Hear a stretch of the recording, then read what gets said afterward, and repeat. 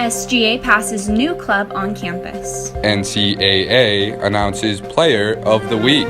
Intramural signups are in the foyer. Sunday's open house was a success. Men's baseball victory. Upgrades occurring across campus. Snowstorm predicted next week. This is FPTV News. Hello and welcome to FPTV News. We're glad you could join us. I'm your news anchor, Cam Gonzalez. Now me and Maluski, your sports anchor. Let's get right into our stories for tonight. Different workshops and dialogues are being presented this week to put on the academic culture in controversial issue, What Should We Do?, on Tuesday, April 10th. It is a dialogue about how tensions surrounding issues of gender and identity, ethnicity and race, and wealth and class increased in the United States during the 2016 presidential election and have not abated since.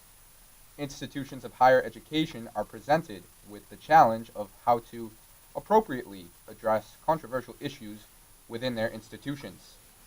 The discussion is being given on campus because talking about these tensions in higher education is important and should be discussed, not avoided.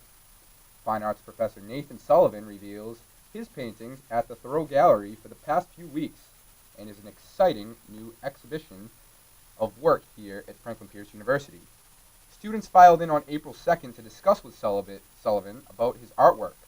New works from the Space series, there to talk with students, professors, and visitors about the paintings that he was able to focus on during his latest sabbatical in the spring of 2017.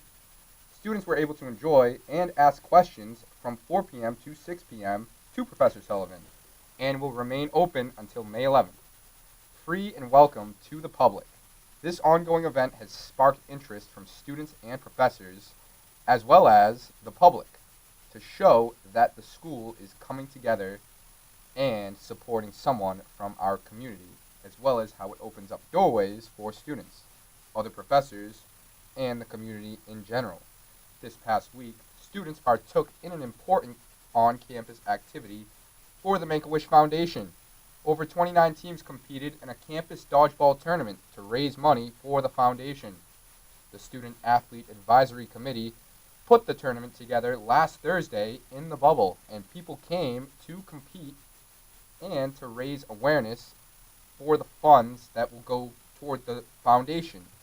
$800 was raised for the foundation and was all-inclusive, which made it a friendly game that went to a great cause. I feel like dodgeball is an equal sport. No matter gender or size, anyone could play. Tonight was lots of fun, and I would most definitely participate again. SAAC raises money for the Make-A-Wish Foundation every year, a nonprofit organization that arranges wishes to children with life-threatening medical conditions.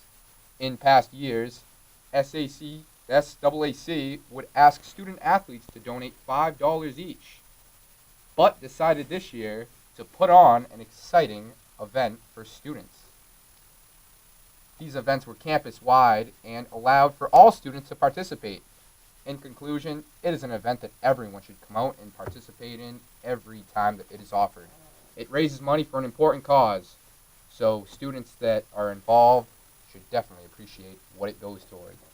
Now on to Ian. He has your stories with sports. Ian? Thank you, Cam. We'll start off with some baseball. Senior right fielder Adam Chase and senior right-hander John Amendola of the Franklin Pierce University baseball team have been named Northeast 10 Conference Player and Pitcher of the Week. For the week ending on April 8th, the Ravens went 3-0 this past week, with Chase hitting 3 for 3 with a walk and scored 3 times in a win over St. Anselm at home on Thursday afternoon. In a doubleheader sweep of AIC Saturday, also at home, the senior went 4 for 8 with a pair of doubles, scored 3 times, and drove in 2 runs. Amendola took the ball against St. Anselm on Thursday and defeated the Hawks as he fired 8 scoreless innings of 1-hit ball and away to a win. He did not issue a walk and struck out 6 batters in the Ravens' 12-0 win. Amendola has logged 50 innings in 7 starts. He improved to 3-1 with a 2.70 ERA and 39 strikeouts this season. The Franklin Pierce University men's tennis team was defeated on the road on Monday 9-0 at Southern New Hampshire University in a Northeast Conference play. With the loss, Franklin Pierce falls to 9-10, while SNHU improves to 10-6. SNHU took wins at all 3 doubles matches to open the day. The most competitive of the 3 came at the third doubles, where junior James Bazaza and sophomore Toombs were doubled up by Penman seniors Tiago Fernandez and Jeremy Regimental 8-4. SNHU also collected wins in each of the 6 single matches. Bazaza held his own at the second singles, where he forced a tiebreaker after splitting the first 2 sets with senior Ricardo Marios. SNHU senior ultimately prevailed with a 3-6, 6-1, and 10-5 victory. The Ravens will look to get back to 500 when they return to home court on Thursday, April 12th, when they travel to Holy Cross. Now I'll take it over to weather with Haley. Thanks, Ian. Today it's really warm with a high of 50 and a low of 45. Going into tomorrow, it's going to get a little bit colder with a low of 32. Going into Sunday, it's going to start snowing. But all's going to be all right, because going into Monday, it's going to rain, but it's going to be a high of 50. Going in through the rest of the week, the sun's going to come out. That's all I have for you this week. Back to you. Thanks so much, Haley. Well, that just about wraps up all that we have in store for tonight's show. Ian, a great show. Looking forward to next week. For our entire cast and crew, I am Cam Gonzalez. I'm Ian Maluski. Have a good night. Thanks, everybody.